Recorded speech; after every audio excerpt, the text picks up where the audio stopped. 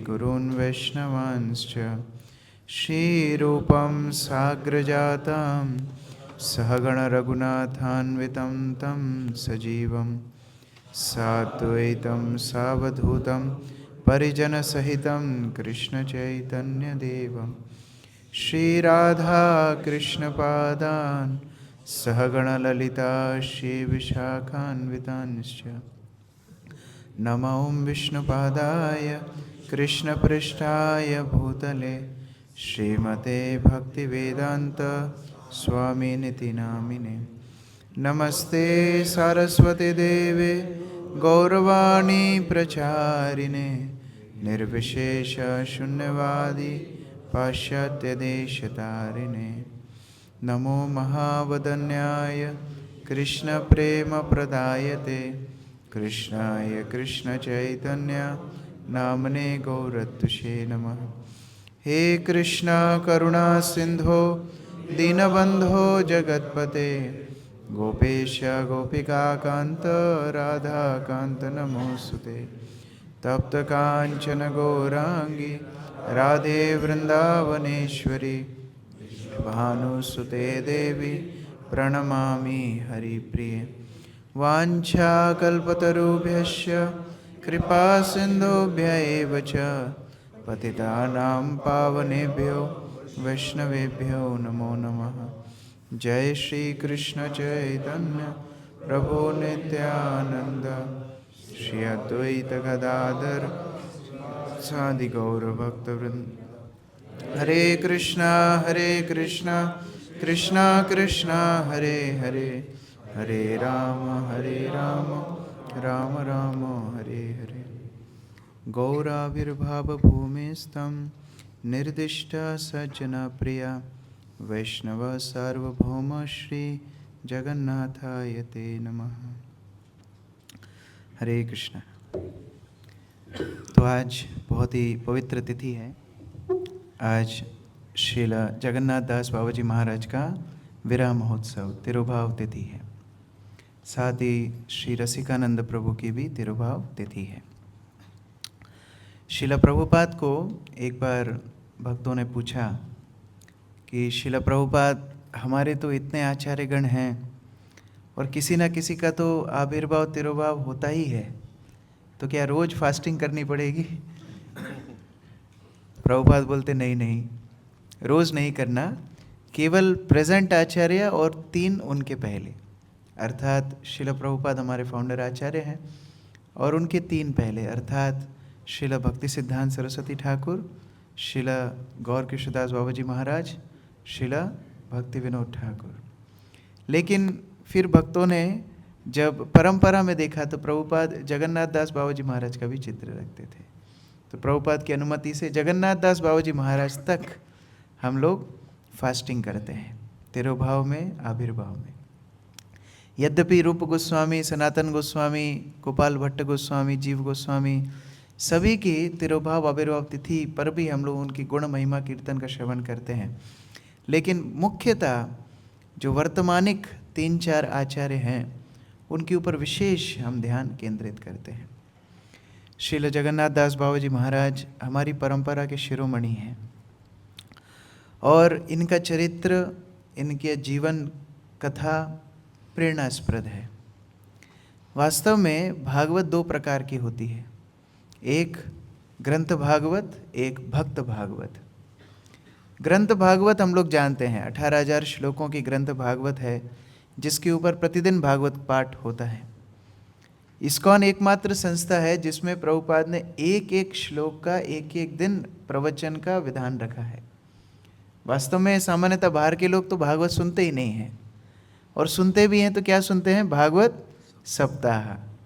7 दिन भागवत सुनते हैं, खूब आंसू बहाते हैं, 8वें दिन फिर गुटखा पान मसाला खाते हैं।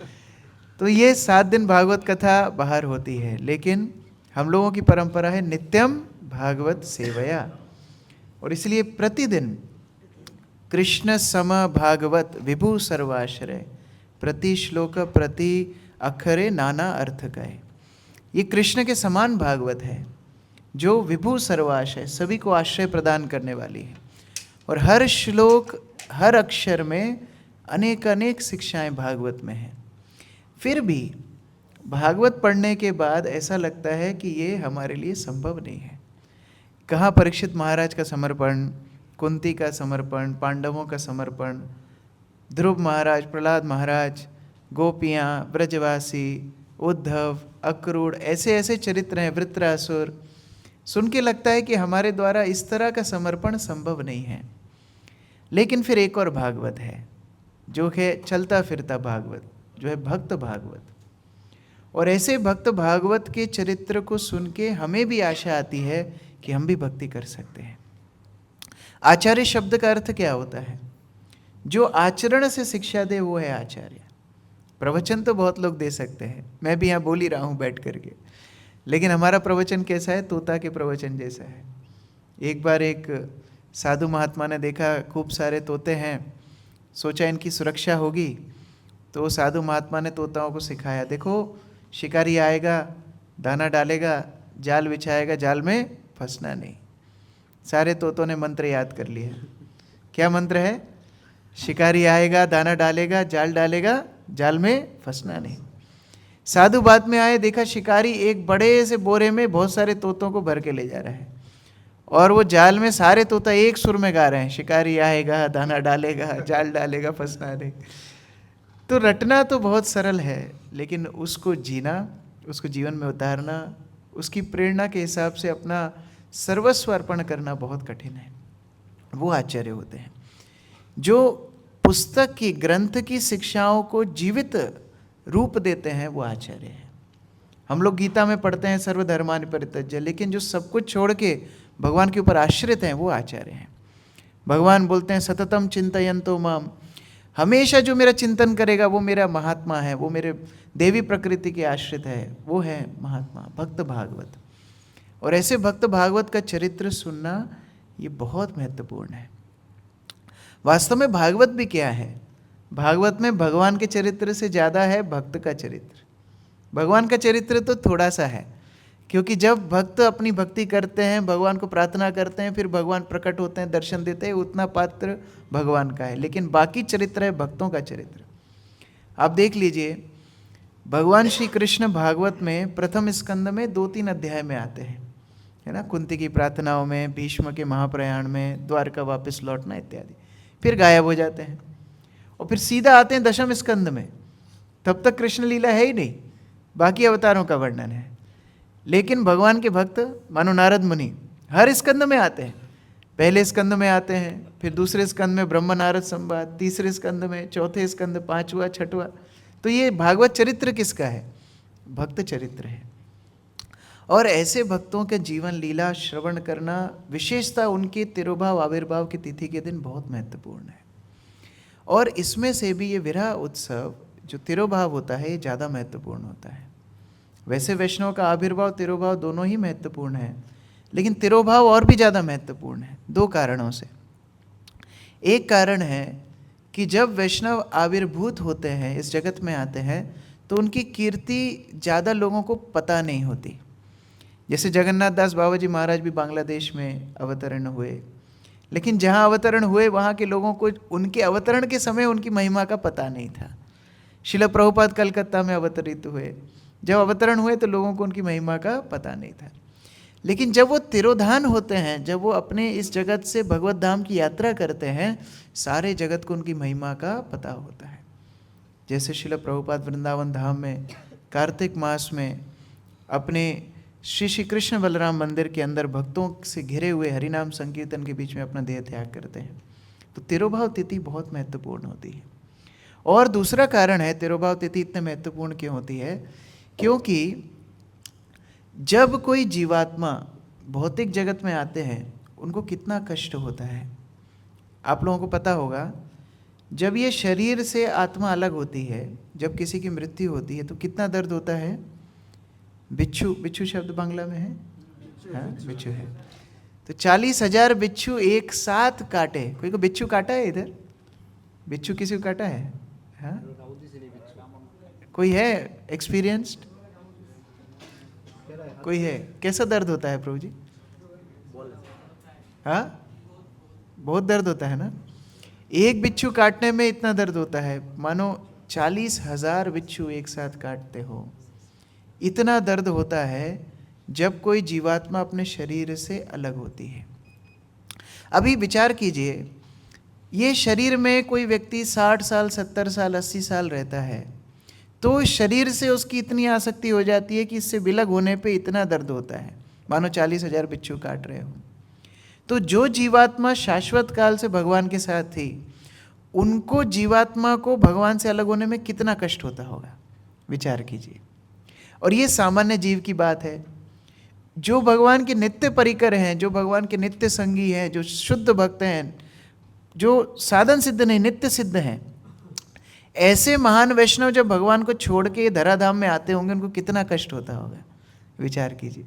हम लोगों के लिए तो बहुत बड़ी बात है कि ठीक है, हमारे गुरु वैष्णव आचार्य धराधाम पे आए तो हमें कृष्ण भक्ति मिली, लेकिन उनके लिए कितना कष्ट होगा कि वो धराधाम पर आए हैं।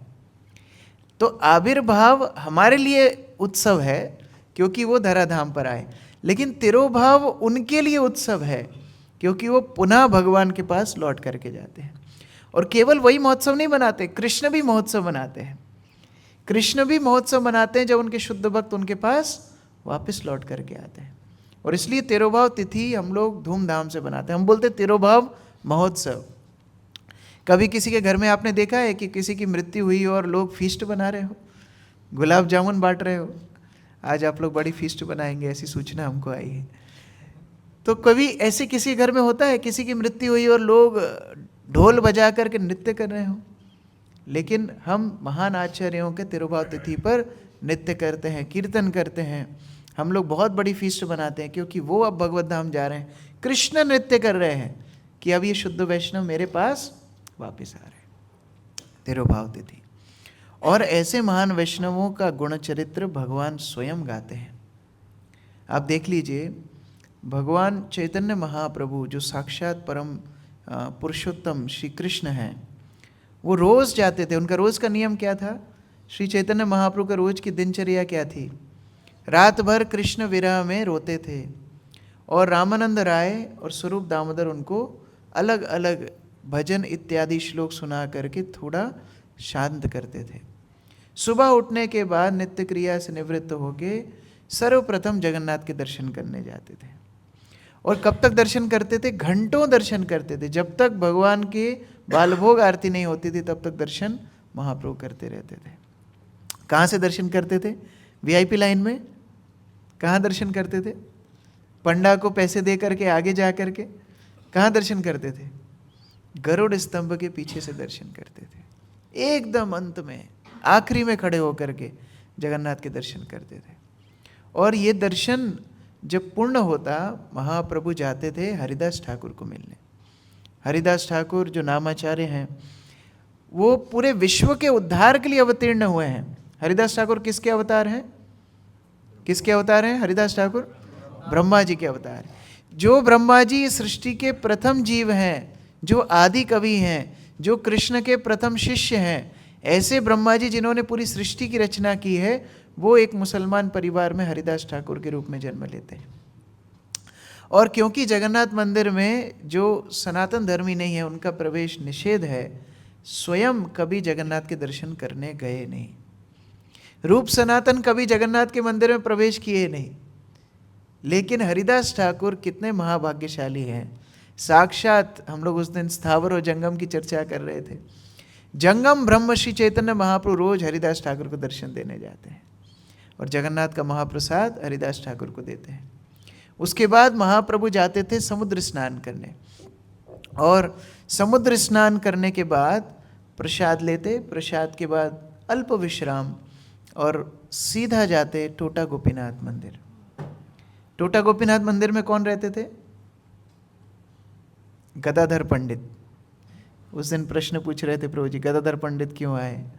तो गदाधर पंडित रहते थे टोटा गोपीनाथ में।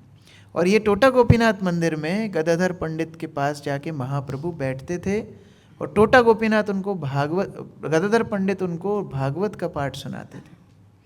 अब हमको अगर भागवत पाठ सुनना हो तो हम लोग सोचते हैं कि कोई नया नया टॉपिक आए तो अच्छा लगता है, एक ही कथा बार बार सुनने में मज़ा नहीं आता है। लेकिन महाप्रभु रोज़ सुनते थे 2 कहानी, एक ध्रुव चरित्र और एक प्रहलाद चरित्र। वो कृष्ण लीला नहीं सुन रहे हैं, वो क्या सुन रहे हैं? भक्त चरित्र सुन रहे हैं। तो भगवान स्वयं आनंद उठाते हैं भक्त चरित्र सुनने में। चलो 500 साल बाद छोड़ दीजिए, अभी कुछ 50-60 साल पहले एक चलचित्र आया था, मूवी आई थी जयदेव गोस्वामी के ऊपर, ब्लैक एंड वाइट। ये उड़ीसा में उड़िया भाषा में लॉन्च हुई सिनेमाघर में, खूब लोग देखने के लिए गए। तो पहले सिनेमाघर में वो ऐसा पेपर का टिकट होता था, है ना, और जो टिकट चेक करने वाला था टॉर्च लेके आता था सबका टिकट चेक करने के लिए। आप लोग पहले सिनेमा गए ही होंगे निश्चित, नित्य सिद्ध तो कोई होगा तो नहीं गया होगा, लेकिन बाकी सब तो गए ही होंगे। तो टॉर्च लेकर के आता था चेक करने के लिए सबका टिकट। तो एक व्यक्ति शॉल ओढ़ करके बैठा हुआ था, वो जयदेव गोस्वामी का चलचित्र मूवी देख रहा है।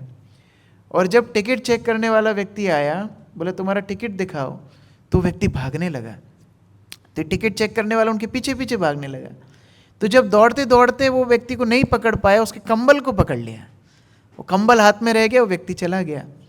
तो टिकट चेक करने वाला सोचने लगा, अरे बहुत महंगा कंबल है, चलो यही रख लेता हूँ। अगले दिन गांव में खबर आई कि भगवान श्री कृष्ण का जो मंदिर है उनका कंबल गायब है। साक्षात भगवान गए जयदेव गोस्वामी का मूवी देखने के लिए। कितना भक्त चरित्र भगवान पसंद करते हैं। ये भक्त महिमा हमको बार बार श्रवण करना चाहिए। और देखिए हमारे वैष्णव आचार्य लिख करके गए हैं कि गंगा के स्नान में गंगा का स्पर्श करने के बाद कोई व्यक्ति पवित्र होता है। और वो भी गीता महात्मा में लिखा है प्रोलॉन्ग्ड यूज, बार बार स्नान करेगा तब शायद पवित्र होगा। लेकिन वैष्णव इतने पवित्र है, दर्शने पवित्र करो यही तुम्हारा गुण। और इसलिए वैष्णवों का दर्शन, वैष्णवों का चरित्र श्रवण बहुत महत्वपूर्ण है। हम लोग अभी भजन गा रहे थे, अमरेंद्र प्रभु बहुत सुंदर रूप से गा रहे थे, जया नीलो प्रेम धन करुणा प्रचुर, श्री नरोत्तम दास ठाकुर द्वारा लिखा हुआ है। और पहले दिन भी हम चर्चा कर रहे थे कैसे नरोत्तम दास ठाकुर कृष्ण प्रेम महाप्रभु से प्राप्त किए। और वो नरोत्तम दास ठाकुर जब वृंदावन आए, वृंदावन में प्रवेश करने के पहले मथुरा में एक घाट है विश्राम घाट। विश्राम घाट में नरोत्तम दास ठाकुर पहुँचे। और विश्राम घाट में जैसे ही पहुँचे, एक वैष्णव रो रहा था। तो नरोत्तम दास ठाकुर उनको पूछने लगे, आप क्यों रो रहे हो?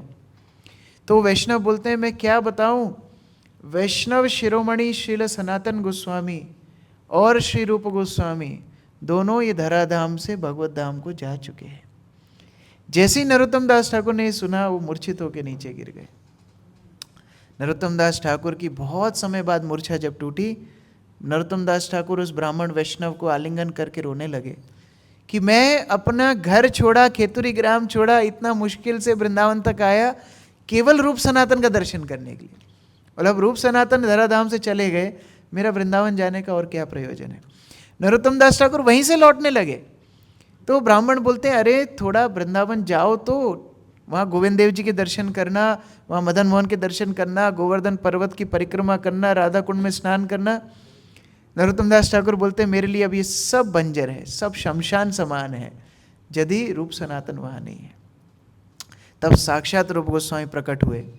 और प्रकट होकर के रूप गोस्वामी उन्हें दर्शन देते हैं। नरोत्तम दास ठाकुर को बोलते हैं, नरोत्तम तुम जाओ, वहाँ पर हमारा एक विशेष प्रतिनिधि है जीव गोस्वामी, वो आपको प्रशिक्षण देंगे। लेकिन शिक्षा की बात है, नरोत्तम दास ठाकुर वृंदावन में जाना नहीं चाहते हैं क्योंकि रूप सनातन वहाँ पर नहीं है। उसी तरह हमारा प्रयोजन आचार्य है। प्रयोजन आचार्य कौन है? रघुनाथ दास गोस्वामी, ये प्रयोजन आचार्य है। रघुनाथ दास गोस्वामी 18 वर्ष श्री चैतन्य महाप्रभु के साथ रहे। सबसे ज़्यादा संग अगर किसी को महाप्रभु का मिला है 6 गोस्वामियों में, तो उनको रघुनाथ दास गोस्वामी को मिला है। और रघुनाथ दास गोस्वामी जब चैतन्य महाप्रभु ने धराधाम से चले गए, इतना विरह में आकुल हो गए, इतना विरह में आकुल हो गए, खाना पीना सब छोड़ दिया। वो कुछ दिनों बाद कुछ फल खाते थे और निश्चय किया कि मेरे प्राण रखने का मुझे आवश्यकता नहीं। गोवर्धन पर्वत पे चढ़ गए। उन्होंने सोचा गोवर्धन से छलांग लगा के अपना देह त्याग कर दूंगा। तब महाप्रभु स्वयं प्रकट होकर बोले, देखो रूप सनातन तो है ना, रूप सनातन के साथ रहो। रघुनाथ दास गोस्वामी रहने लगे। जिस दिन सनातन गोस्वामी धराधाम से गए, रघुनाथ दास गोस्वामी ने फल खाना भी बंद कर दिया। केवल 3-4 दिन में एक बार छाछ पीते थे। और जिस दिन रूप गोस्वामी इस धराधाम से गए, रघुनाथ दास गोस्वामी ने सब कुछ खाना पीना बंद कर दिया। अभी जीने से और लाभ क्या है? महाप्रभु गए तो भी गाड़ी चली, लेकिन रूप सनातन जाने के बाद सब कुछ बंद हो गया। ये हमारे आचार्यों का प्रभाव है। और इसलिए हम लोग देखते हैं श्री चैतन्य महाप्रभु की जो धारा है, चैतन्य महाप्रभु ने सारी पृथ्वी पे प्रचार किया, पूरे भारतवर्ष को कृष्ण भावनामृत में डुबा दिया, लेकिन महाप्रभु के जाने के बाद उनका आंदोलन ढक गया। महाप्रभु के जाने के बाद 3 चीजें खो गईं। एक, महाप्रभु का नाम। महाप्रभु जो हरे कृष्ण महामंत्र दे करके गए, हरे कृष्ण कृष्ण कृष्ण हरे हरे, हरे राम राम राम हरे हरे।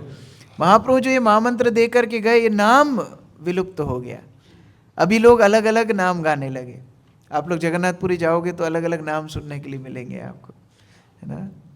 यहाँ तो बोलना ठीक नहीं है, लेकिन हरे कृष्ण महामंत्र गायब हो गया। एक तो महाप्रभु का नाम, दूसरा महाप्रभु का धाम। महाप्रभु का धाम मायापुर में इतनी बड़ी बाढ़ आई कि वो धाम भी विलुप्त हो गया। और तीसरा, भगवान महाप्रभु का गुणगान। नाम, धाम, गुणगान। गुणगान अर्थात चैतन्य चरितामृत इत्यादि ग्रंथ विलुप्त हो गए। षड गोस्वामी ने खूब प्रचार किया। 3 आचार्य, नरोत्तम दास ठाकुर, श्रीनिवास आचार्य, श्यामानंद प्रभु ने खूब प्रचार किया, लेकिन खूब अपसंप्रदाय उनके जाने के बाद उठने लगी। श्रीला भक्ति विनोद ठाकुर 13 अपसंप्रदायों की सूची देते हैं। आउल बाउल, लेरा लेरी, सखी बेकी, करता भाजा, गौरांग नागरी, 13 अपसंप्रदाय जो महाप्रभु के नाम पर अपसिद्धांत फैला रहे थे, जो चारों नियमों का खंडन करते थे। मछली खाते थे, बोलते थे ये जलेर फल है। दूसरों की पत्नियों के साथ व्यभिचार करते, बोले जैसे कृष्ण महाराज करते हैं, कृष्ण का तत्व समझना है तो हमको भी थोड़ा महाराज करना पड़ेगा। इतना अपसिद्धांत फैल गया कि कोई भी शिक्षित व्यक्ति महाप्रभु की शिक्षाओं को अपनाने के लिए तैयार नहीं था। उस समय पर एक महान वैष्णव चूड़ामणि श्रील विश्वनाथ चक्रवर्ती ठाकुर आए। हम लोग कल भी चर्चा कर रहे थे। विश्वनाथ चक्रवर्ती ठाकुर ने अपसिद्धांतों से लड़ाई की, ब्राह्मणवाद से लड़ाई की। बाद में उनके एक और शिष्य आए, बलदेव विद्याभूषण। और ये बलदेव विद्याभूषण इतने शिक्षित, इतने प्रकांड पंडित थे। आप लोगों को एक मैं उदाहरण दे रहा हूँ। आपको पता है जब औरंगजेब ने वृंदावन पर आक्रमण किया, तो वृंदावन पर आक्रमण करने के समय पर राजस्थान के राजा थे जय सिंह, और जय सिंह ने वृंदावन में सूचना भेज दी कि औरंगजेब आक्रमण करने वाला है। उस समय पर गोविंद देव जी का मंदिर इतना प्रतिष्ठित था कि आगरा से गोविंद देव जी मंदिर के ऊपर जो दीप जलता था उसका प्रकाश दिखता था। इतना बड़ा गोविंद देव जी का मंदिर था और लाल पत्थर का बना हुआ था। लाल पत्थर उस समय पर केवल मुगल साम्राज्य के महल बनाने के लिए काम में आता था। तो मुगल राजा औरंगजेब को बहुत दुख हुआ, बहुत कष्ट हुआ कि ये हिंदू मंदिर इतना बड़ा कैसे, ईर्ष्या हो गई। तो जब ये सूचना आई कि औरंगजेब आक्रमण करने वाला है, भक्तों ने हीरे जवाहरात, सोना चांदी जो कुछ मंदिर में था वो तो छोड़ दिया, लेकिन गोविंद देव जी के विग्रह को बचाया। और गोविंद देव जी के विग्रह को एक पास में गोविंद कुंड है उसमें छुपा दिया।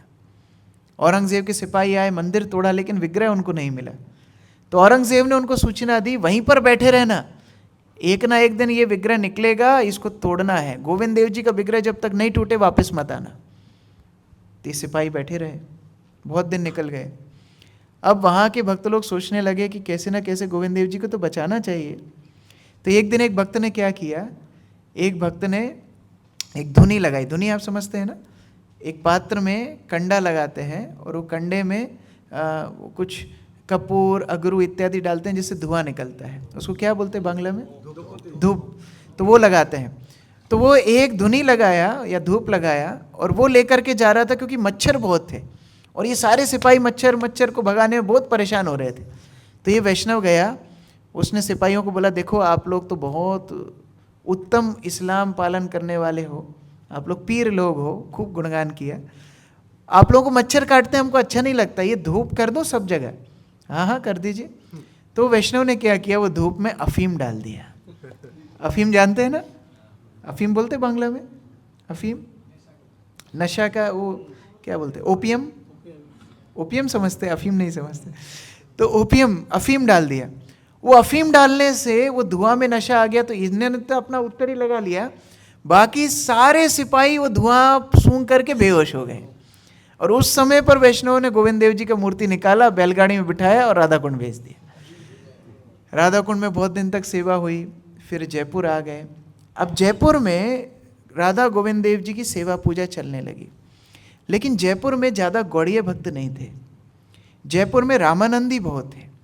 तो ये रामानंदियों ने विवाद उठा दिया कि ये गौड़ीय वैष्णवों को पूजा क्यों करने देते हो, इनकी तो परंपरा ही प्रमाणित नहीं है, ये ना मध्व संप्रदाय को पालन करते, ना ही रामानुजा को पालन करते, इनका तो अलग ही है, महाप्रभु को ही फॉलो करते हैं, गौड़ियों को सेवा से हटाओ। और दूसरी बात, ये राधा रानी कौन है, राधा रानी को अल्टर से हटाओ। अभी तो सब लोग बोलते हैं राधा कृष्णा, लेकिन आप लोग थोड़ा सा सोच के देखो, महाप्रभु के आने के पहले राधा रानी का विचार ये धराधाम पर नहीं था। राधा रानी कौन है ये किसी को मालूम ही नहीं था। आप लोग देख लीजिए, भारत में जितने पुराने मंदिर हैं, तिरुपति में क्या राधा रानी है, गुरुवायु में राधा रानी है, जगन्नाथपुरी में राधा रानी है, बद्रीनाथ में राधा रानी है, द्वारका में राधा रानी है, श्रीरंगम में राधा रानी है, कांचीपुरम में राधा रानी है। कहीं पर देख लीजिए, कोई भी प्राचीन भारत के मंदिर में राधा रानी का विग्रह नहीं है, क्योंकि ये बहुत गोपनीय है। देखो, हम मंदिर से, हम लोग अपने घर से जॉब के लिए जाते हैं, हमारा परिचय हो सकता है ऑफिस वालों के साथ हो, कि हमारी पत्नी का, बच्चों का, सबका परिचय हम देते हैं क्या? घर की बात सबको नहीं खोलते हैं। उसी तरह से भगवान कृष्ण सब जगह है, लेकिन राधा रानी का तत्व तो बहुत गोपनीय है। और इसीलिए हम लोग गाते हैं, यदि गौर ना होई तो तभी की होई तो, केमो ने धरितम दे राधार महिमा प्रेम रस सीमा जगते जाना तो के। ये राधा रानी का तत्व कोई को पता नहीं होता अगर महाप्रभु नहीं होते। तो रामानंदियों ने बोला राधा रानी ऑल्टर से हटाओ, और जय सिंह को मजबूरी में राधा रानी को ऑल्टर से हटाना पड़ा। कितना कष्ट वैष्णवों को हो रहा होगा, आप विचार करो। गोविंद देव अकेले खड़े हैं, राधा रानी को हटा दिया। उस समय बलदेव विद्याभूषण वहां पर आए, और बलदेव विद्याभूषण ने चुनौती दी, जो शास्त्रार्थ करना है हमारे साथ करो। रामानंदियों ने शास्त्रार्थ किया और वो हारने लगे। जब वो हारने लगे तो रामानंदियों ने एक हुक्म का एक कर डाला। बोलते हैं कि जब तक आप गौड़ियों के पास अपना खुद का वेदांत, उपनिषद और गीता के ऊपर टीका नहीं है, तब तक आपकी परंपरा ही प्रमाणित नहीं है, हम आपको पूजा करने का अधिकार नहीं दे सकते। अब 3 महीने के अंदर ये टीका लेकर के आओ। कितने उपनिषद हैं? उपनिषद कितने हैं? 108। किसको यहाँ 108 उपनिषद के नाम याद है? 8 उपनिषद के नाम याद है? बहुत मुश्किल है। 108 उपनिषद के नाम याद करना मुश्किल है, 108 उपनिषद को पढ़ना, उसके ऊपर टीका लिखना, गीता के ऊपर टीका लिखना और वेदांत सूत्रों के ऊपर टीका लिखना। टाइम दिया 3 महीना। 3 महीने के भीतर पढ़ना छोड़ दीजिए, उसका टीका लिखना असंभव है। बलदेव विद्याभूषण गोविंद देव जी के पास आए, बोले गोविंद देव जी, ये मेरी समस्या नहीं है कि 3 महीने में मुझे ये सब टीका लिखना है, ये आपकी समस्या है। क्यों? क्योंकि अगर आपने ये कार्य सिद्ध नहीं किया, जीवन भर अकेले खड़ा रहना पड़ेगा, राधा रानी साथ में आएंगी नहीं। यदि राधा रानी साथ में चाहिए, आप ये कार्य सिद्ध करो। गोविंद देव जी बलदेव विद्याभूषण को बोलते हैं, तुम लिखना शुरू करो, मैं कान में बोलता जाऊंगा, तुम लिखते जाना। और इसी से शुरू हुआ गोविंद भाष्य। बलदेव विद्याभूषण लिखने लगे तो रामानंदियों को लगा शायद ये कॉपी कर रहा है, चीटिंग कर रहा है। बोला तुम हमारी गद्दी पे आके बैठो। हम, उनका गालता में गद्दी है रामानंदियों का। बोले यहाँ आके हमारे सामने बैठ के लिखो, एग्जामिनर के सामने, चीटिंग नहीं चलेगी। ठीक है, हमको तो कान में गोविंद देव जी, जहाँ बिठाना है बिठाओ। गालता गद्दी में बैठ के रामानंदियों के सामने 2 से 2.5 महीना के भीतर सारे 108 उपनिषद, वेद, वेदांत, भगवद गीता के ऊपर टीका लिख के सुनाया। और जब सुनाया, रामानंदियों के पसीने छूट गए, परास्त हुए, रामानंदी गौड़ीय बने और पुनः राधा रानी ऑल्टर पे विराजमान हुई। आज भी आप जयपुर जाके दर्शन कर सकते हो बलदेव विद्याभूषण। ये बलदेव विद्याभूषण के एक शिष्य हुए उद्धव दास बाबा जी महाराज, बहुत सिद्ध महात्मा थे। और उनके एक शिष्य हुए मधुसूदन दादा बाबा जी महाराज। ये मधुसूदन बाबा जी महाराज कितने सिद्ध थे, बचपन में ही इनकी रति भगवान के चरणों में थी। मैं बहुत सारे नाम बता रहा हूँ, याद रहे तो अच्छा, नहीं रहे तो और अच्छा, कोई बात नहीं। हमने कल क्या भोजन किया हमको याद नहीं रहता, लेकिन वो भोजन पेट में जाके पोषण जरूर देता है ना। उसी तरह ये सब कथा याद रहे ना रहे, कान से जाएंगी, हृदय में जाएंगी तो पोषण जरूर देंगी। लेकिन अगर आप सो जाओगे तो कान भी बंद हो जाएगा, आंख बंद कान भी बंद, आंख खुली कान भी खुली। तो उसी प्रकार से ये माधव दास बाबा जी महाराज के बहुत गुण हैं। ये माधव दास बाबा जी महाराज बचपन से बहुत सिद्ध थे और ये बचपन से ही कृष्ण प्रेम में मधुर एकदम रत थे। तो बचपन में इनका नाम मधुसूदन भी था। तो बचपन में ही माता पिता ने निश्चय किया ये बहुत बाबा जी बनने के लिए ऐसा प्रेरित लग रहा है, इसका विवाह कर दो। छोटे से थे 5-7 साल के, और पहले तो विवाह जल्दी हो जाते थे। तो उनका 10-11 का होगा, इसका हम विवाह कर देंगे। तो जैसे ही सुना कि मेरा विवाह की बात चल रही है, भाग गए और बंगाल से भाग करके वृंदावन आए। वृंदावन आकर के, ज़्यादा उम्र नहीं है, 8-9 साल की उम्र है, और इतनी उम्र में उन्होंने विचार किया मैं कृष्ण को प्राप्त करना चाहता हूँ। मधुसूदन बाबा जी यमुना के तट पर हे कृष्ण हे राधा रानी कह करके रोने लगे। तो साक्षात यमुना महारानी उनके कान में आकर के बोलती है कि मधुसूदन, तुमको कल एक महात्मा गुरु मिलेंगे, वो तुमको कृष्ण मंत्र में दीक्षा दे करके जाएंगे, तुम चिंता मत करो। अगले दिन वैसे ही हुआ। छोटा सा बालक है, 9-10 साल का, साक्षात एक गुरु आए, कृष्ण मंत्र की दीक्षा दे करके चले गए। लेकिन समस्या ये है कि मंत्र तो मिल गया, अब कैसे मंत्र पालन करना, क्या अनुष्ठान करना, क्या नियम करना, क्या नहीं करना, ये सब कुछ मालूम नहीं है। तो वो अलग अलग सिद्ध महात्माओं के पास गए। सबसे पहले वो गोवर्धन में गए, वहाँ पर कृष्णदास बाबा जी रहते थे, हमारे चैतन्य चैतामृत वाले नहीं, जिन्होंने हमारी तुलसी आरती लिखी है वो कृष्णदास बाबा जी। उन्होंने बोला अरे मैं तो इतना दीनहीन हूँ, मैं आपको कैसे प्रेरित कर सकता हूँ, मैं कैसे शिक्षा दे सकता हूँ। आप जाइए सूर्य कुंड पर, और वहाँ सूर्य कुंड पर आप एक महान बाबा जी को मिलेंगे, उनके पास जाकर शिक्षा लीजिए। वहाँ गए, उन्होंने भी मना कर दिया। अभी क्या करें, आ करके राधा कुंड पर रोने लगे। 9-10 साल के बच्चे की आप निष्ठा देखिए, वो ये सोचने लगे अब मेरे जीवन का क्या लाभ है। गले में एक बड़ा सा पत्थर बांधा और राधा कुंड में कूद गए। बोले मैं डूब जाऊंगा, मर जाऊंगा, मेरे जीवन का क्या लाभ है। कोई वैष्णव मुझे प्रशिक्षण देने के लिए तैयार नहीं है। यह हमारे साथ उल्टा होता है, वैष्णव प्रशिक्षण देते तो हमको लगता है मैं डूब जाऊंगा, मेरा जीवन खराब। इतना टोका टोकी, ऐसे बैठो, ऐसे खाओ, ऐसे पियो, ऐसे रहो, ऐसे जियो, इतना पूछना पड़ता है क्या। यहाँ पर मधुसूदन बाबा जी का क्या भाव है, मुझे अगर कोई मार्गदर्शन नहीं देगा तो मैं डूब जाऊंगा। और राधा कुंड में डूब गए। साक्षात राधा कृष्ण आए, उनके गले से पत्थर निकाला, उनको निकाल करके राधा कुंड के तट पर रखा, और दोनों ने एक ताड़पत्र पर लिख करके दिया एड्रेस, तुम जाओ उद्धव दास बाबा जी के पास, वो तुम्हारे गुरु होंगे, इस तरह भजन करना, इस तरह निष्ठा रखना, तुम हमको तुरंत हमको प्राप्त कर लोगे। जिसकी गंभीरता जैसी होती है भगवान वैसी व्यवस्था करते हैं। मधुसूदन बाबा जी वहाँ पर भजन किए, सूर्य कुंड पर भगवान श्री श्री राधा कृष्ण के साक्षात दर्शन किए, और वो 3 बहुत बड़ी बड़ी कंठी माला पहन करके पूरा जीवन रहे। अंतिम समय में बहुत बड़ी थी, इतनी बड़ी उनकी बहुत मोटी मोटी तुलसी की माला थी। अंतिम समय में वो 3 कंठी माला उतार के अपने एक शिष्य को दिए। ये बात मैं बता रहा हूँ लगभग 250 साल पहले की। और परंपरागत ये कंठी मालाएं वृंदावन के बाबा जियों के पास थी। कुछ साल पहले, 5-7 साल पहले, एक इस्कॉन के भक्त इंद्रदम्न स्वामी महाराज को एक बाबा जी ने बुलाया, और वो बाबा जी ने बुला के बोला तुमको पता है ये कंठी माला किसकी है? ये मधुसूदन बाबा जी की कंठी माला है, जो साक्षात राधा कृष्ण का दर्शन किए, जो साक्षात चैतन्य महाप्रभु के परिकर हैं। और ये कंठी माला बाबा जियों के पास है। आज वृंदावन में हर कोई ये कंठी माला चाहता है, क्योंकि जो इसको धारण करेगा कृष्ण प्रेम प्राप्त करेगा। लेकिन मैं विचार कर रहा हूँ कि ये कंठी माला का सुपात्र वही हो सकता है जिसने पूरे विश्व में कृष्ण भक्ति का प्रचार किया हो, और वो कौन है? इस डिवाइन ग्रेस एसी भक्तिवेदांत स्वामी श्रील प्रभुपाद। तो आप एक काम करो, ये कंठी माला लेकर के जाओ, मधुसूदन दास बाबा जी महाराज तभी प्रसन्न होंगे कि इस्कॉन का भक्त अगर इसको पहनेगा तभी ये सार्थक होगा। वो कंठी माला लेकर के आए। कितना विश्वास है गौड़ियों को इस्कॉन के ऊपर। जो नहीं मानते हैं वो कभी नहीं मानेंगे। उल्लू कभी सूर्य को नहीं देख सकता, वो आंखें बंद करके बैठा है। लेकिन जो वास्तव में महाप्रभु की शिक्षाओं को जानता है वो जानता है प्रभुपाद वो आचार्य हैं जिन्होंने पूरे विश्व में कृष्ण भक्ति का प्रचार किया। अब ये मधुसूदन बाबा जी के शिष्य थे जगन्नाथ दास बाबा जी महाराज। यहाँ से हमारा प्रवचन शुरू हो रहा है। आपको लग रहा होगा प्रभु जी खत्म करने वाले हैं, यहाँ से हमारा प्रवचन शुरू हो रहा है। मैं अभी भूमिका बना रहा था, अभी फाउंडेशन बना रहा था।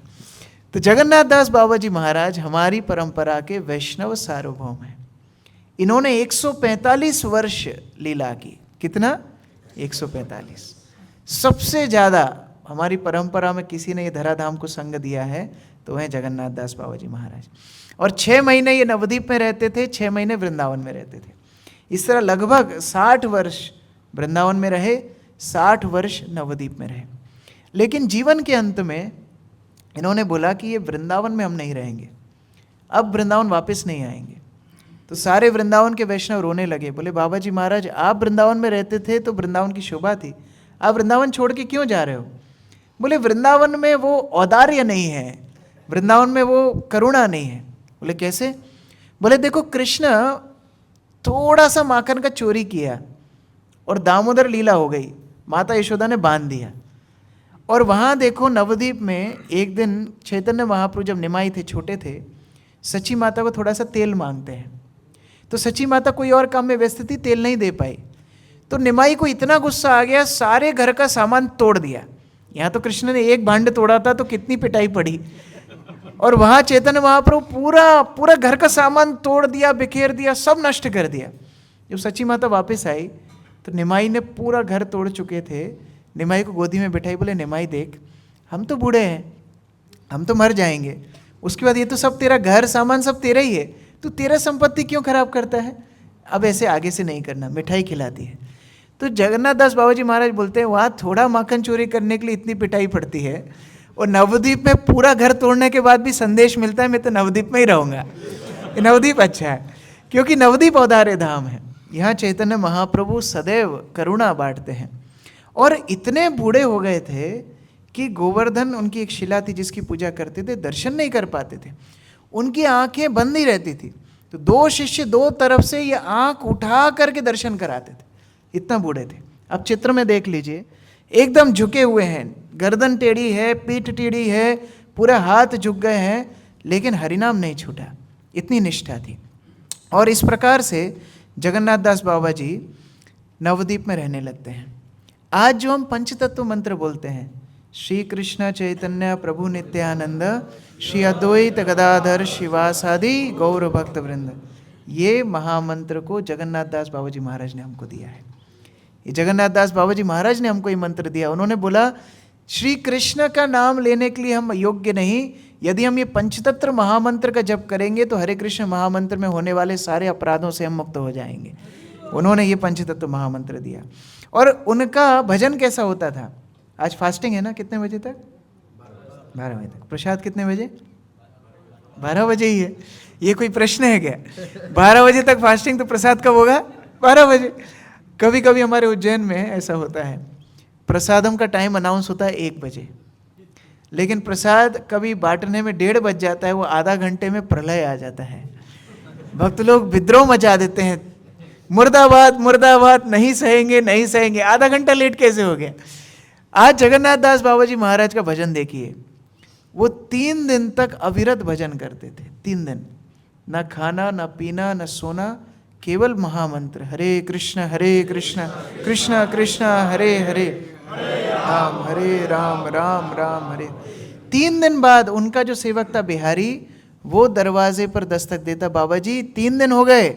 तब वो बाहर आते थे और तब वो कुछ भोजन खाते थे, फिर 3 दिन के लिए कुटिया में चले जाते थे। एक बार वो बाहर आए, बिहारी ने बोला बाबा जी महाराज कुछ खाने पीने के लिए नहीं है, बाढ़ आई हुई है, बन्ना आया हुआ है, इसमें हमें भोजन कैसे मिलेगा?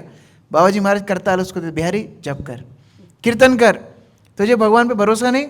बोले भरोसा है लेकिन राशन तो, चुप, भजन कर, हरि नाम कर। बिहारी करताल ठोक के हरे कृष्णा कीर्तन कर रहा है। जैसे कीर्तन कर रहा है, एक नाव तैरती हुई आती, कोई नाव में नहीं बैठा है, नाव तैरती हुई आती है, 25 किलो राइस, 25 किलो चावल उसके अंदर रखा है। बाबा जी महाराज बोलते देख आ गया ना, उठा और बना और खा। ऐसे एक बार वन के अंदर, जंगल के अंदर बाबा जी महाराज भजन कर रहे हैं। 5 दिन हो गए, कुछ खाया पिया नहीं। अब बाबा जी तो बाबा जी है, बिहारी थोड़ी बाबा जी है। उसको बेचारे को भूख लग रही है, वो पत्ता खा रहा है। वो बाबा जी महाराज को फिर बोला, बाबा जी आप अपराध मत लीजिए, लेकिन 5 दिन हो गया, कुछ खाने पीने को तो चाहिए। बाबा जी महाराज फिर करताल दिए, देख करताल ले, भजन कर, यहीं पर आएगा बैठ करके भजन। तो विश्वास नहीं, भोजन आच्छादन चिंता ना कुर्वन्ति वैष्णव, खाना कैसे है, सोना कैसे, ये चिंता यदि वैष्णव करने लगेंगे तो भगवान के ऊपर कलंक लग जाएगा। जो भगवान सारे विश्व का पालन करते हैं, वो क्या अपने वैष्णवों को भूखा रख देंगे? भजन कर बैठ। वो बिहारी करताल ठोक के भजन कर रहा है, कहाँ से तो कहीं से तीर्थयात्री आ गए वही जंगल में, और लाइन लगा करके बाबा जी महाराज के सामने रख के गए, आटा दाल चावल फल इत्यादि सब रख करके गए, ढेर लग गया। बाबा जी महाराज बोलते, बिहारी अभी क्या करेगा, इतना राशन का क्या करेगा, अभी बांट दे, ये साथ में रखना नहीं। इतने विरक्त थे, बूढ़े तो थे ही, चल नहीं पाते थे, तो ये बिहारी उनको टोकरी में उठा करके लेकर के जाता था एक स्थान से दूसरे स्थान। तो जब ले जा रहा था, एक धनाढ्य व्यक्ति था, धनी व्यक्ति था, तो धनी व्यक्ति आया, 1 रुपया का सिक्का बाबा जी की टोकरी में डाल दिया, आगे बढ़ गए। तो बाबा जी बिहारी को बोलते, ए बिहारी पलटा के लेके जा उसके पास, जिसने ये सिक्का दिया ना उसके पास लेके जा। लेके गए, वापस जब लेके आए, उस सिक्का उठा के फेंक के मारा उसके ऊपर। बोले, तेरा सिक्का बहुत भारी लग रहा है मेरे को, मेरी टोकरी भारी हो गई तेरे सिक्का से, तू लेके जा। लेके गया। थोड़ा आगे बढ़े तो एक वैष्णव ने बहुत सारा धन बाबा जी महाराज को दिया। बाबा जी ने वो धन लाके टोकरी में रख लिया। अब बिहारी का दिमाग घूमने लगा। बिहारी बोलता है, बाबा जी महाराज वो एक सिक्का दिया, आप उसको फेंक के दिए, यहाँ इतना सारा धन दिया आप रख लिए, ये बात क्या है, अंतर क्या है? बाबा जी महाराज बोले, वो विषयी था, वो 1 रुपये का सिक्का दिखा के दे रहा था कि वो मुझे दान दे रहा है, और वो अंदर ही अंदर ये बोल रहा था कि मैं बाबा जी को दान दूंगा, मेरा धन संपत्ति सौंदर्य ये सब बढ़ेगा, मुझे ये भार नहीं चाहिए, दे दिया। और दूसरा वैष्णव भक्त था, उसने मुझे दान इसलिए दिया क्योंकि वो मुझे महाप्रभु का सेवक मानता है। तो दान भी किससे लेना चाहिए? जगन्नाथ दास बाबा जी महाराज से सीखना चाहिए। लेकिन उस दान का वो करते क्या थे? वो बिहारी को बोलते थे, रसगुल्ला लेके आओ, पूरा पैसे का खूब किलो किलो रसगुल्ला लेके आते। फिर बिहारी बोलते, अभी किसको मिलेगा, मुझे मिलेगा, किसको मिलेगा? तो बाबा जी महाराज बोले, नहीं तुम्हारे लिए नहीं है। तो बोले, और नवद्वीप के बाबाओं को बांट दूं? बोले, नहीं उनके लिए भी नहीं है, वो ढोंग करते हैं, वो लोग प्रमाणित नहीं है, तो किसको दूं? बोले, तुम सब गाय को, भैंस को, ढोर को बुला के लेके आओ, वो धामवासी है, उनके अंदर कपट नहीं है, वो महाप्रभु के धाम में रहते हैं, महाप्रभु को स्मरण करते हैं। सारे जानवरों को बुला करके अपने हाथ से रसगुल्ला खिलाते थे। ये बाबा जी महाराज की धाम सेवा है। जब प्रसाद लेते, एक दिन प्रसाद ले रहे थे केले के पत्ते के ऊपर, एक कुत्ता आके उनकी प्लेट से, वो खा रहे हैं, उनकी प्लेट से खाने लगा। तो बिहारी ने वो कुत्ते को भगा दिया, भाग यहाँ से, बाबा जी महाराज के प्लेट से खा रहा है। तो बाबा जी महाराज ने बिहारी को बोला, वो कुत्ता महाभागवत है, वो धामवासी है, और वो मेरी प्लेट से खा रहा था, तुम कौन होते हो भगाने वाले, उसको लेके आओ, जब तक वो कुत्ता नहीं आएगा मैं कुछ खाऊंगा नहीं। कितना भाव है। ये जगन्नाथ दास बाबा जी महाराज। कभी कभी भजन करके 5 दिन 7 दिन भी हो जाते थे, और उनकी सबसे अच्छी मित्रता थी भक्ति विनोद ठाकुर से। भक्ति विनोद ठाकुर ने प्रथम बार बाबा जी महाराज का दर्शन किया 1880 में, जब बाबा जी महाराज की उम्र थी 125 वर्ष। और उस समय पर वही स्थिति थी, बिहारी टोकरी में लेकर के चलता, लेकिन जब हरिनाम संकीर्तन होता, हरि हराय नमः कृष्ण यादवाय नमः, यादवाय माधवाय केशवाय नमः,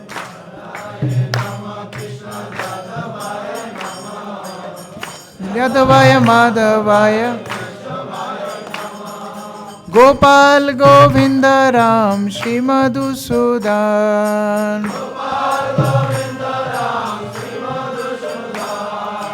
गिरिधारी गोपीनाथ मदन मोहन, श्री चैतन्य नित्यानंद श्री अद्वैत सीता,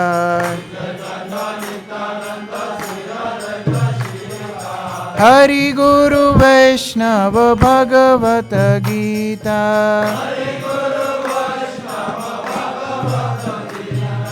श्री रूप श्री सनातन भट्ट रघुनाथ,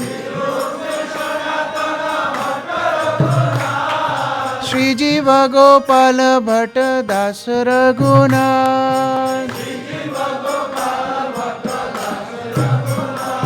जब हरिनाम होता तो ये बाबा जी महाराज टोकरी से कूद करके नृत्य करने लगते और इतना ऊपर ऊपर उछलते थे, 10 फीट 15 फीट ऊपर उछल जाते थे।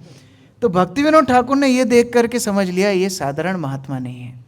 इनके साथ बैठ करके हरिनाम करते, भजन करते, और जब ये दोनों एक साथ भजन करते, कभी कभी 11 दिन 12 दिन 15 दिन निकल जाते, ना कोई भोजन की सुध है, जय श्री श्री जगन्नाथ बलदेव सुभद्रा महारानी की जय, ना कोई भोजन की सुध है, ना कोई तिथि की सुध है, ये अविरत हरिनाम करते रहते।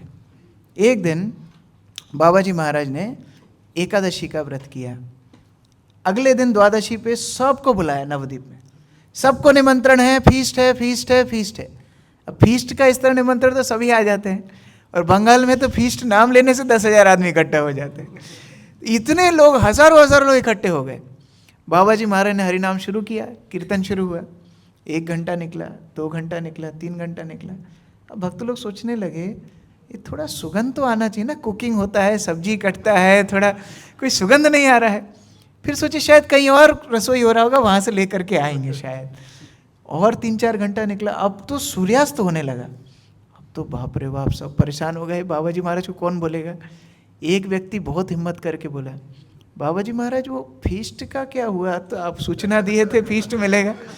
तो बाबा जी बोलते सुबह से और क्या फीस्ट चल रहा है, हरे कृष्णा कृष्णा कृष्णा हरे हरे, हरे राम राम राम हरे, यही तो फीस्ट चल रहा है, और क्या फीस्ट चल रहा है। एक बार एक कथाकार आया, भागवत कथाकार। वो कथाकार आकर के बाबा जी को बोला, बाबा जी मुझे आशीर्वाद दीजिए। बाबा जी बोले तेरे को तब आशीर्वाद दूंगा तू कथा बोलना बंद कर, तेरा वो आशीर्वाद है।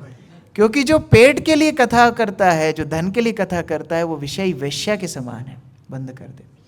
एक बार और एक व्यक्ति आया, बाबा जी महाराज को बोलने लगा, बाबा जी आप महाप्रभु के अनुयायी कोई चमत्कार नहीं दिखाते हो, थोड़ा चमत्कार दिखाओ तो लोग आपके भरोसा करें।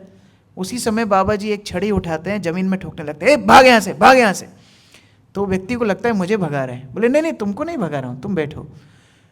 वृंदावन में लोकनाथ गोस्वामी की समाधि के पास एक तुलसी का पौधा है, आज भी है, आप दर्शन कर सकते हैं। गोकुलानंद मंदिर में अंदर जाएंगे, तुलसी का एक पौधा है। वो तुलसी के पौधे को बकरी खा रही थी, मैं उस बकरी को भगा रहा हूँ। तो व्यक्ति बोलता है मेरे को मूर्ख समझा है क्या, आप यहाँ नवद्वीप में बैठे हो, वहाँ वृंदावन में बकरी तुलसी खा रही है, आपको यहाँ से भगा रहे हो। बोले जाके देखो।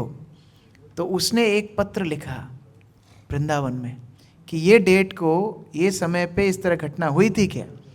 तो वृंदावन से रिप्लाई, हाँ एक बकरी मंदिर में घुसी, हम सब प्रयास कर रहे थे उसको भगाने का, वो भाग ही नहीं रही थी, उसको खींच रहे थे, बार बार जाके तुलसी को खा रही थी, पता नहीं कहाँ से एक छड़ी ठोकने की आवाज़ आई, वो बकरी भाग गई। तब वो व्यक्ति को विश्वास हुआ। तो बिहारी ने पूछा, बाबा जी महाराज आपने इसको चमत्कार दिखाया क्यों, क्या इतना महत्वपूर्ण व्यक्ति है। बाबा जी महाराज बोले नहीं ये महत्वपूर्ण नहीं है, लेकिन यदि कोई महाप्रभु, हमारे महाप्रभु के ऊपर प्रश्न उठाएगा तो हमको तो परंपरा की रक्षा करनी है, इसलिए मैंने इसको ये चमत्कार दिखाया। आगे महाप्रभु के जन्म स्थान को लेकर बहुत विवाद था, मैं बता रहा था धाम लुप्त हो गया था। तो भक्ति विनोद ठाकुर ने निश्चय किया महाप्रभु के धाम को वो खोज निकालेंगे। खूब रिसर्च की, मैप्स निकाले, खूब सारे भक्ति रत्नाकर, चैतन्य चेताम इत्यादि ग्रंथ से प्रमाण निकाले कि कहाँ महाप्रभु का जन्म स्थान है। और एक पेड़ के नीचे कुछ मुसलमान खेती करते थे, वो बोलते हैं यहाँ हम जो बीज डालते हैं तुलसी उगती है। और रात में यहाँ पर खोल मृदंग की आवाज़ आती है, हरे कृष्ण कीर्तन की आवाज़ आती है, और कोई दिव्य पुरुष दिखते हैं नाचते हुए, भूत प्रेत हैं भाई यहाँ पर, यहाँ नहीं आना। भक्ति विनोद ठाकुर लगा हो ना हो यही महाप्रभु का जन्म स्थान है। 140 वर्ष के जगन्नाथ दास बाबा जी महाराज को लेकर के आते हैं टोकरी में, और जैसे ही टोकरी ला करके वहाँ रखते हैं, वो पेड़ को देख करके, स्थान को देख करके जगन्नाथ दास बाबा जी महाराज नाचने लगते हैं। यही तो निमाई जन्म स्थान, यही तो निमाई जन्म स्थान। जब नृत्य करते उन्होंने पुष्टि किया कि ये महाप्रभु का जन्म स्थान है। आज जो हम योगपीठ दर्शन करते हैं उसका कृतित्व जाता है जगन्नाथ दास बाबा जी महाराज को। इसलिए उनके प्रणाम मंत्र में आता है, गौर आविर्भाव भूमिस्तम निर्दिष्टा सज्जन प्रिया। गौर आविर्भाव, जो महाप्रभु के आविर्भाव भूमि है, उसको स्थापित किया जगन्नाथ दास बाबा जी महाराज ने। और इसीलिए वैष्णव सार्वभौम श्री जगन्नाथाय ते नमः। जगन्नाथ दास बाबा जी महाराज को इसलिए हम लोग प्रणाम करते हैं। मेरे पास बहुत लीला है लेकिन उतना डिटेल में हम नहीं जाएंगे। जगन्नाथ दास बाबा जी महाराज की कृपा से हमें भक्ति विनोद ठाकुर मिले। यद्यपि भक्ति विनोद ठाकुर की दीक्षा गुरु कोई और हैं, लेकिन जगन्नाथ दास बाबा जी महाराज से वो शिक्षा लिया करते थे। एक बार कुछ लोग राधा कृष्ण की अष्टप्रहर लीलाओं श्रवण करने के लिए भक्ति विनोद ठाकुर के पास आए। भक्ति विनोद ठाकुर ने उनको जगन्नाथ दास बाबा जी महाराज के पास भेज दिया, बोले वहाँ जाओ। जगन्नाथ दास बाबा जी महाराज के पास जब वो लोग गए, उनको जगन्नाथ दास बाबा जी महाराज ने बोला, देखो पीछे कुछ बैगुन मैंने बोया है, उसको पानी दो। तो ये पानी देने लगे। बोले वहाँ बहुत खरपतवार है, उसको उखाड़ो। 9 महीने तक उनसे बैगुन की खेती कराई, 9 महीने तक। अब ये लोग परेशान हो गए, भक्ति विनोद ठाकुर के पास वापस आए। बोले भक्ति विनोद ठाकुर कहाँ भेज दिया हमको आपने, हम सुनने के लिए अष्टप्रहर लीला, उनने हमको बैगुन की खेती कराया 9 महीना। तो भक्ति विनोद ठाकुर बताते हैं कलयुग का जीव क्या अष्टप्रहर लीला का चिंतन करेगा, उसका कृष्ण चिंतन नहीं माया चिंतन होगा। लेकिन बाबा जी महाराज जैसे सिद्ध वैष्णव की सेवा ही भजन है। भजन अर्थात भज, भज धातु मतलब सेवा। ऐसे शुद्ध वैष्णवों की सेवा मात्र करने से हृदय में अष्टप्रहर लीला प्रकाशित हो जाएगी। तो आज के पवित्र दिन हम जगन्नाथ दास बाबा जी महाराज के चरणों में प्रार्थना करें। हम तो योग्य नहीं कृष्ण भजन करने के, लेकिन ऐसे महान संत, ऐसे महान महाभागवत वैष्णवों के चरणों में रह कर के अगर हम साधना करेंगे, ऐसे वैष्णव के चरणों में रह के प्रचार कार्य करेंगे, सेवा करेंगे, उनकी कृपा से हृदय में राधा कृष्ण प्रफुल्लित हो जाएंगे, प्रकाशित हो जाएंगे। ये हमारा संबल है। और प्रभुपाद ने ये आचार्य उपासना को इतना महत्व दिया है। TOVP मंदिर जो बड़ा मंदिर बन रहा है, मायापुर चंद्रोदय मंदिर, मायापुर धाम, वर्ल्ड हेडक्वार्टर्स ऑफ इस्कॉन, उसमें 3 ऑल्टर होंगे। पहले ऑल्टर बीचों बीच होंगे कौन? पंचतत्व, क्योंकि पंचतत्व का धाम है। राइट साइड में होंगे राधा माधव अष्ट सखी, और लेफ्ट साइड में कौन होंगे? लेफ्ट साइड में होंगे आचार्यगण। श्रील प्रभुपाद, भक्ति सिद्धांत सरस्वती, गौर केशवदास बाबा जी, भक्ति विनोद ठाकुर, जगन्नाथ दास बाबा जी, नरोत्तम दास ठाकुर, हमारे षड गोस्वामीगण, ये सब ऑल्टर में होंगे। क्या ऐसा कोई मंदिर देखा है कि आप 3 ऑल्टर हैं, एक ऑल्टर केवल आचार्यगण? प्रभुपाद की इच्छा थी हम आचार्य उपासना सीखें, आचार्य निष्ठा सीखें।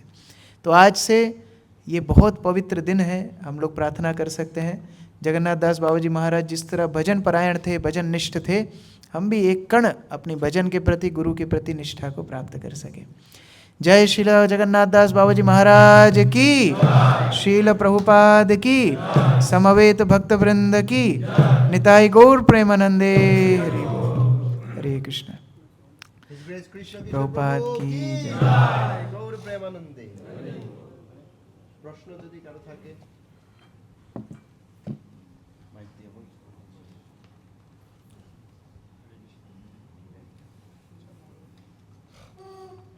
धन्यवाद, प्रणाम प्रभु आपके इस चैनल में। तो मुझे मेरा जो क्वेश्चन है वो क्लास के टॉपिक में नहीं है, तो मैं पूछ सकता हूँ? हाँ बोलिए। तो हम कभी कभी ऐसा होता है, हम जिंदगी में कुछ चाहते हैं, उसके बाद सोचते हैं कृष्णा चाहेंगे तो आ जाएगा, नहीं तो नहीं आएगा। उसके बाद आता भी है और बाद में ऐसा लगता है ये नहीं होना चाहिए, उसका हम कैसे डिफाइन करें? देखिए, जब व्यक्ति कर्म कर कर उसको भोगता है, उसको कर्मकांडी बोलते हैं। जब कोई व्यक्ति भगवान को प्रार्थना करता है, भगवान मैं कर्म कर रहा हूँ, आप मुझे फल देना, उसको कर्म योग बोलते हैं। लेकिन जब भगवान के ऊपर पूर्ण आश्रित हो जाता है कि भगवान जो अच्छा मेरे लिए वो आप मुझे दीजिए, उसको भक्ति योगी बोलते हैं। पृथु महाराज भगवान को प्रार्थना करते हैं, भगवान जैसे एक बालक का लालन पालन पिता करते हैं, क्या बालक पिता को पूछता है कि पिताजी इस महीना तो आपने मेरे को खिलाया पिलाया, स्कूल की फीस भरी, मुझे घर में रखा, अगला महीना करोगे ना कि दूसरे जगह जाऊं? कई बालक पिता को इस तरह बोलता है? कभी नहीं बोलता है। क्यों? क्योंकि बालक का पूर्ण विश्वास है पिता के ऊपर, मेरे पिता मेरा लालन पालन करेंगे। उसी तरह भक्त का पूर्ण विश्वास भगवान के ऊपर होना चाहिए। जो कुछ भगवान मुझे देंगे वो मेरे लिए श्रेयस्कर होगा। तो यदि भगवान से कुछ मांगना है तो क्या मांगना है? भगवान को ही मांग लेना है। भगवान आप मेरे जीवन में रहोगे ना, मेरे लिए सर्व सिद्धि है। और इसलिए भगवान अपने भक्तों को विषय नहीं देते। आप जो बात बोल रहे हैं, भगवान को हमने प्रार्थना की, भगवान मुझे ये दो, लेकिन फिर बाद में हमको ही विलाप होता है, अरे ये क्यों आ गया, ये तो मेरे लिए ठीक नहीं था। तो इसलिए भगवान के ऊपर छोड़ देना है। और भगवान अपने शुद्ध भक्तों के लिए क्या बोलते हैं, आमी विज्ञ यही मूर्खे विषय के बाद दिवो, स्व चरणामृत दिया विषय बुलाई। ये मूर्ख है, मैं तो मूर्ख नहीं हूं ना, मुझे पता है इसको क्या देना है क्या नहीं देना। अगर मैं विषय दूंगा ये डूब जाएगा, तो मैं अपने चरणों का अमृत दे करके इसको विषय बुला दूंगा। ये भक्तों के ऊपर भगवान की कृपा होती है। इसलिए रोज भगवान के सामने आके क्या मांगना है, शिक्षाष्टकम में महाप्रभु बताएं, अई नंद तनुज किंकरम पतितम माम विषमे भवाम बुधौ। मैं अपने कर्मों के कारण ही संसार में गिर गया, भगवान आप मुझे उठा करके अपने चरणों में दोबारा स्थान दीजिए। बस यही मांगना है और कुछ नहीं। ठीक है, हरे कृष्णा। आज ब्रेकफास्ट तो नहीं है, प्रश्न पूछ सकते हैं। यस,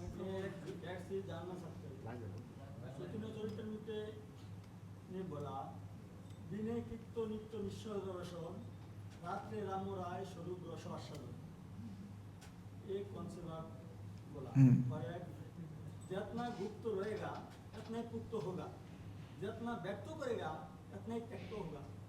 इसका मतलब देखिए दो बातें हैं। श्री चैतन्य महाप्रभु दिन में जो श्लोक ये बोल रहे थे, दिन में भक्तों के साथ हरिनाम संकीर्तन करते, बेड़ा कीर्तन करते थे, जगन्नाथ मंदिर में कीर्तन करते, टोटा गोपीनाथ में कीर्तन करते, और रात में महाप्रभु को इतना विरह होता इतना विरह होता था कि महाप्रभु को संभालने के लिए रामानंद राय, स्वरूप दामोदर उनको अलग अलग कीर्तन भजन सुना करके साहस देते थे। इसका अर्थ ये नहीं है कि भक्त लोगों को छुप करके भजन करना चाहिए, नहीं। देखिए, कोई जब विवाह करता है, ये विश्वनाथ चक्रवर्ती ठाकुर का उदाहरण है, ध्यान से सुनना।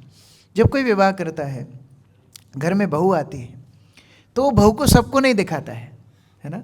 बाहर बाजार में जाते हैं तो इतना घूंघट डाल के जाते हैं, देखा, क्योंकि बाहर के आदमी के लिए हमारे घर का वधू दिखाने का आवश्यकता नहीं। उसके लिए नरोत्तम दास ठाकुर ने बोला है, आपन भजन कथा ना कही वो जथा तथा। इधर उधर अपने भजन का ढोंग नहीं करना चाहिए। लेकिन वो किसके लिए, उनके लिए जो भगवत ईर्ष्यालु हैं, जो आपके भजन में बाधा कर देंगे। आप हरिनाम करोगे, वो आके बोलेंगे नहीं नहीं चंडी पाठ करो, नहीं तुम तो ये व्रत करो, तुम वो बाबा के पास जाओ, तुमको हम वहाँ लेकर के जाएंगे, इस सब से कुछ मिला, ये सारी बात बोलेंगे, तो हमारी श्रद्धा टूट जाएगी। इसलिए हम लोग यहाँ वहाँ भजन नहीं दिखाते हैं। कहाँ करते हैं, घर में वैष्णवों के साथ, साधु संगे कृष्ण नाम यही मात्र चाहिए, साधु संग में कृष्ण नाम। उसी तरह घर में जब वधू होती है तो घर में अब घूंघट करने की आवश्यकता नहीं, घर में सबके साथ मिलना जुलना है। तो उसी तरह महाप्रभु भक्तों के साथ हरिनाम संकीर्तन करते थे। लेकिन इतने दयालु महाप्रभु हैं कि महाप्रभु सभी को अवसर देना चाहते हैं कीर्तन में सम्मिलित होने के लिए, और इसलिए वैष्णव लोग प्रचार करते हैं। अपने स्वयं का भाव दबा करके दूसरों को कृष्ण भक्ति देते हैं। वैष्णव कभी स्वार्थी नहीं होता, मैं भजन करूंगा, एकांत में बैठूंगा, भगवान को प्राप्त कर लूंगा, ये भाव ठीक है। लेकिन उससे भी औदार्य भाव है, मैं अकेला क्यों जाऊंगा, मैं सबको लेके भगवत धाम जाऊंगा, ये धाम है। तो इसीलिए एकांत भजन ठीक है, लेकिन हमारे लिए नहीं। हमको सभी को एक साथ मिल करके संगे शक्ति, एक साथ मिल करके हम लोग को हरिनाम करना चाहिए। ये महाप्रभु की शिक्षा है। दूसरा आपने क्या प्रश्न पूछा था? हाँ, ये तो इसमें सम्मिलित हो गया, ठीक है। और कोई प्रश्न है? यस, इधर भी है।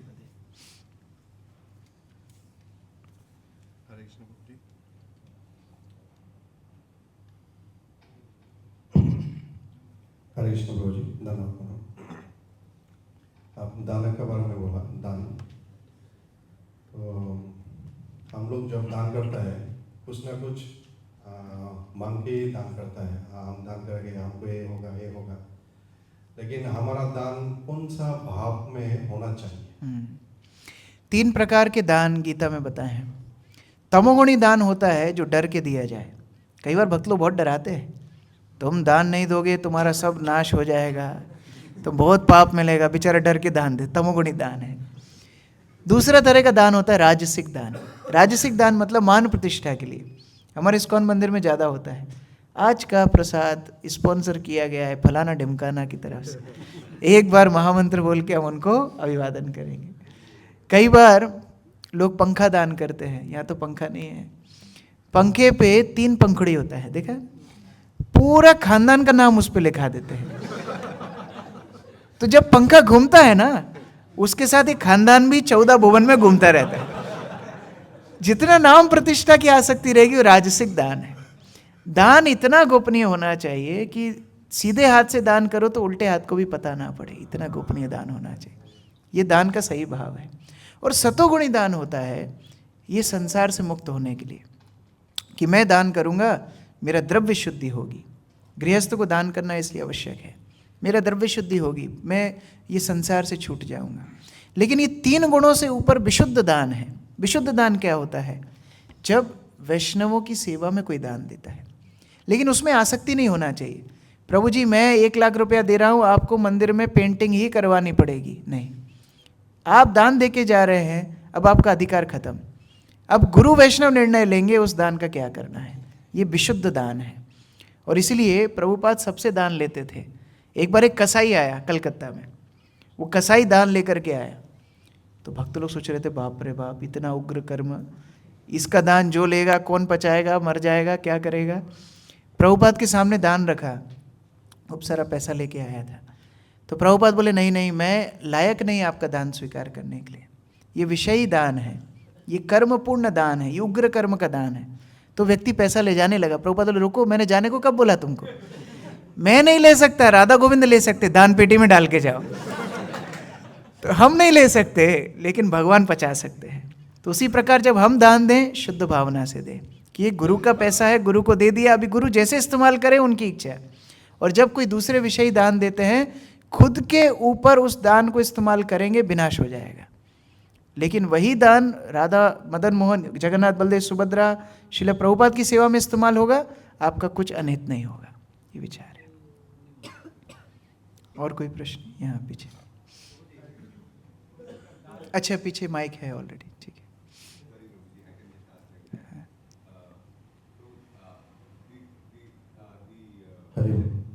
The question is related to yesterday's class, आपने जो बोला था ना, for different time पर हम different आरती गाते हैं। यस।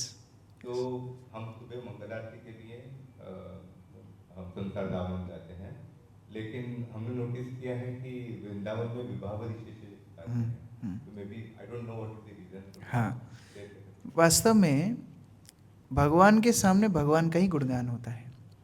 और ये गौड़ीय मंदिरों में भी भगवान का गुणगान, विभा परिशेषा या उदिलो अरुण पूरब भागे, ये सारे भजन को गाते हैं। लेकिन प्रभुपाद ने सिस्टम शुरू किया संसार दावनल का, ओनली प्रभुपाद ने शुरू किया। क्यों? क्योंकि हम लोग गुरु के माध्यम से भगवान को प्रेम करते हैं।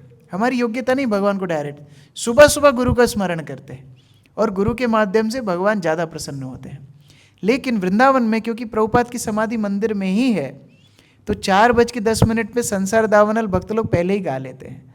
और क्योंकि वहाँ पर एक बार संसार दावनल हो जाता है, तो फिर वो लोग विवाह परिशेषा गाते हैं। तो उन्होंने क्रम पूरा पालन किया। जैसे हम लोग भी तो मंगला आरती में पहले गुरुवाष्टकम गाते हैं, फिर प्रभुपाद का प्रणाम मंत्र, फिर जय श्री कृष्ण चैतन्य, फिर तो भगवान का हरे कृष्ण महामंत्र गाते ही है ना। तो उसी तरह वहाँ पर क्योंकि संसार दावनल 4:10 पे हो गया, तो उसके बाद फिर वो लोग विवाह परिशेषा और हरे कृष्ण महामंत्र गाते हैं, तो वो ठीक है। लेकिन हरे कृष्ण महामंत्र या विवाह परिशेषा या कोई भी गुणगान बिना गुरु के गुणगान किए हमारी परंपरा का सिद्धांत नहीं है। तो इसीलिए वृंदावन में उस तरह चलता है। अब मायापुर में ही प्रभुपाद की समाधि है, लेकिन समस्या है मेन मंदिर और समाधि बहुत दूर दूर है।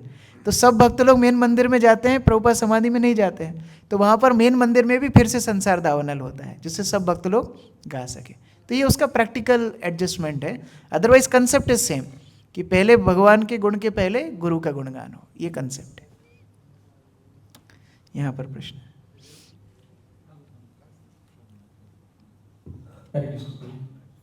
तो जी दान के बारे में आपने अभी शेयर किया, तो मैं जिस ऐड करना प्रश्न है, जो हम लोग ग्राम अंचल में रहते हैं, तो उधर में बहुत सारे भिक्षुक लोग और बहुत सारे सहजिया और बहुत सारे अष्टपहर होता है, बहुत सारे लोग आते हैं दान के लिए, कुछ मांगने के लिए। तो उस समय में हम लोग दान करते उन लोगों को, तो ऐसा दान हम लोग को करना चाहिए क्या? देखो, जैसे मैं अभी बता रहा था, आप दान किसको दे रहे हो ये भी आपको प्रभावित करता है।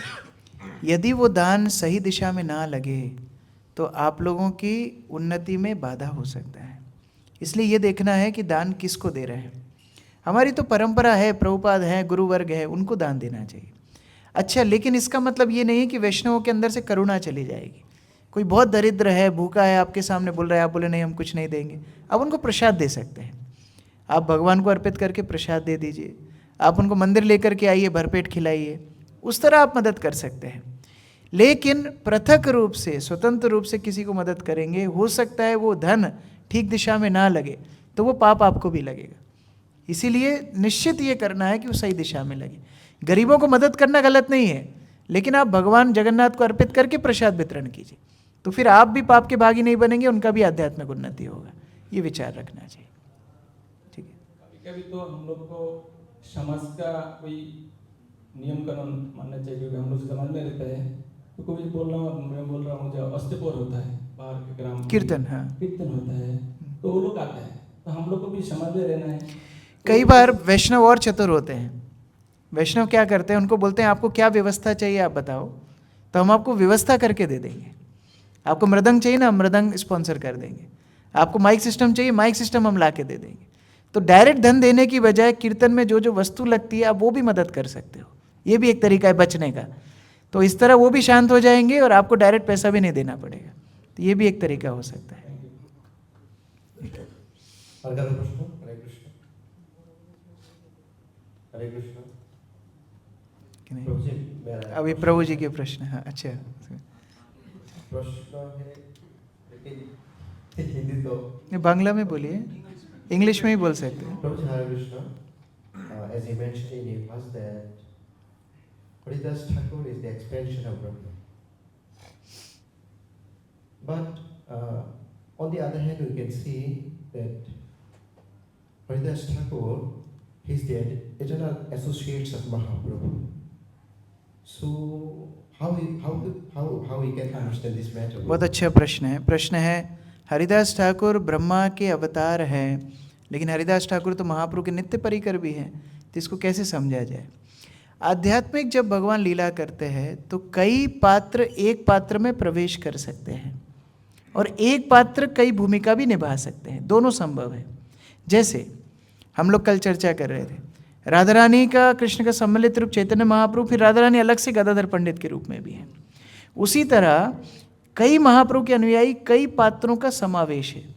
फॉर एग्जाम्पल, अभी मंदिर में जगह है, जब बहुत पैक होता है ना, एक चेयर पे दो दो आदमी भी थोड़ा बैठ लेते हैं, क्योंकि जगह कम है और ज़्यादा लोगों को भाग लेना है।